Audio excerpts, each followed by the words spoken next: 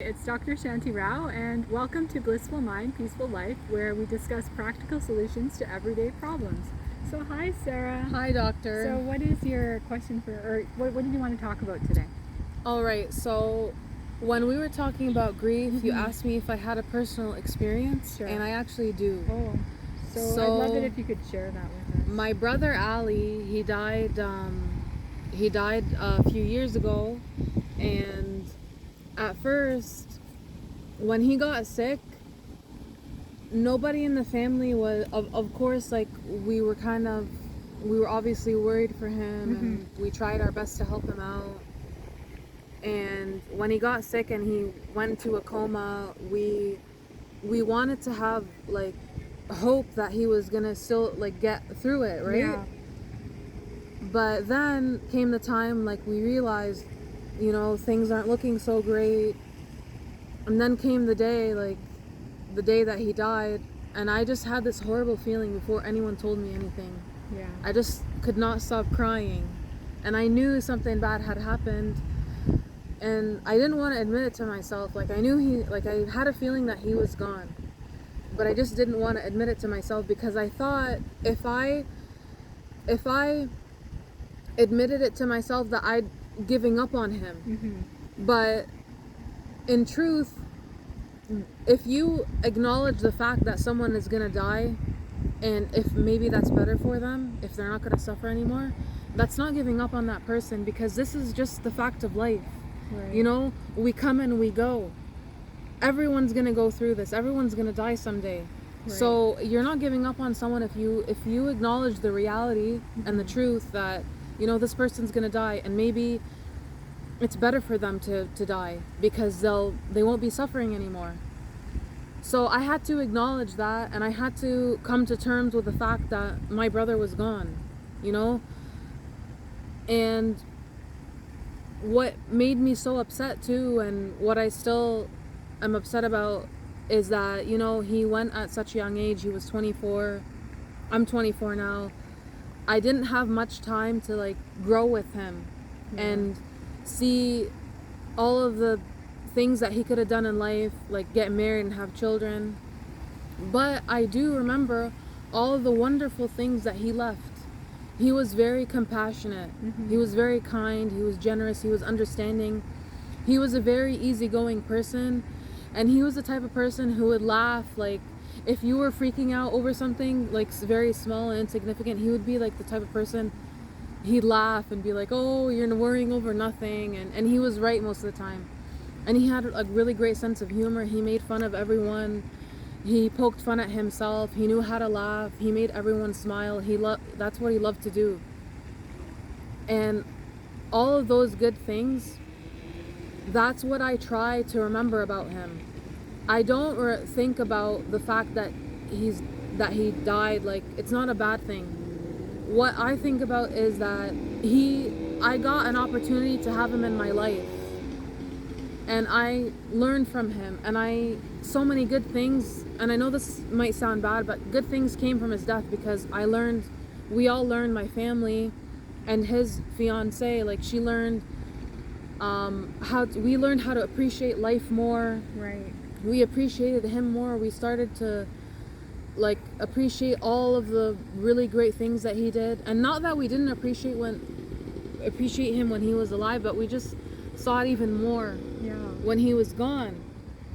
But we learned to appreciate life, and we learned to appreciate the fact that it's okay for him to be gone, because he lives on through our memory, right? And we always remember him. We bring him up all the time. And the thing is, if we truly are compassionate, if we truly love him, we wouldn't want him to be alive and be suffering. Right. We also have to think, sure, we're gonna be sad, we're gonna miss him, but I don't want to think about just me. Is the price of me missing him greater than his suffering if he were to be alive still? Because I know that if he were to be alive, and he would have likely been paralyzed, and I know that he would be so uncomfortable, and he would feel like a burden on his family if he were alive, and he'd be suffering, because he loved life. He was active. He loved to go out and have fun and explore. and he would not be happy being in a wheelchair, being paralyzed, and having someone take care of him. He would feel like a burden. Yeah.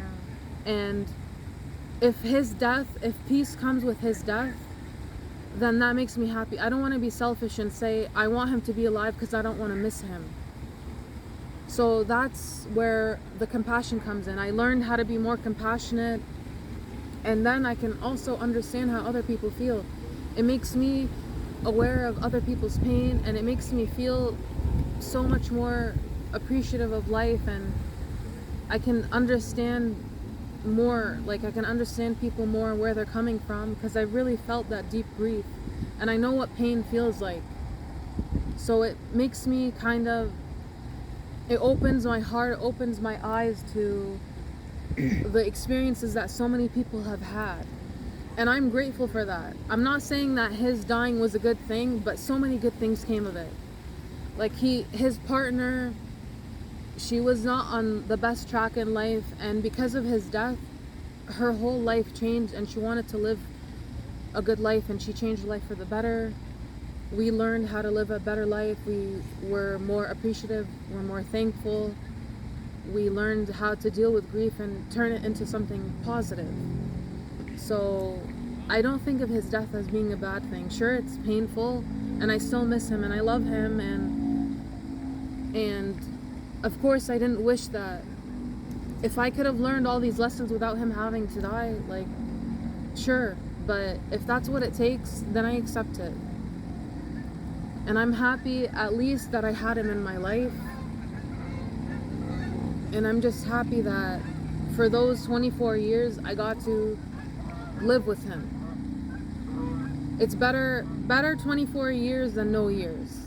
So that's how I think of it. Before I let the grief like destroy me, and a lot of my life, like I was just sad and crying all the time, and I couldn't handle the pain, and my life kind of like was on hold for a little bit. But I realized, I don't want to live like this forever, and this is not helping me or helping other people. I don't want to be a burden on anyone, and I want to do good in my community and for the world. I'm not being helpful when I just sit and cry all the time, I wanted to make an effort, to be a better person, and I learned that grief helped me with that. I had to take all the bad things and I had to change my perspective. It's all about your perspective. It's all about how you look at things.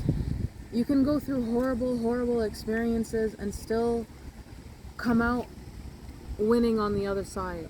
It's all about your perspective. It's all about how you want to look at it.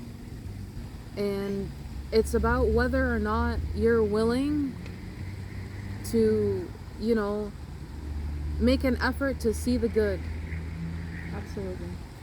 So what she's explained is, it's a beautiful story of transformation, where we are given something really bitter, very hard to swallow, very difficult. And she worked on herself, on her own mind and her understanding, and she expanded her heart and expanded her love to include all beings. And so she transformed this pain and sadness into compassion and healing. And that's what is really important in this journey of life and in grief, that we cannot remain stuck. We're going to be given a lot of things that we don't like, and she's shown you how we can turn grief into gratitude and compassion, and we can make it. And that's what Ali would have wanted. Ali was a really compassionate, kind person, and he would have liked to see his sister transform all these negative things into something beautiful and positive. And he would be very proud of you.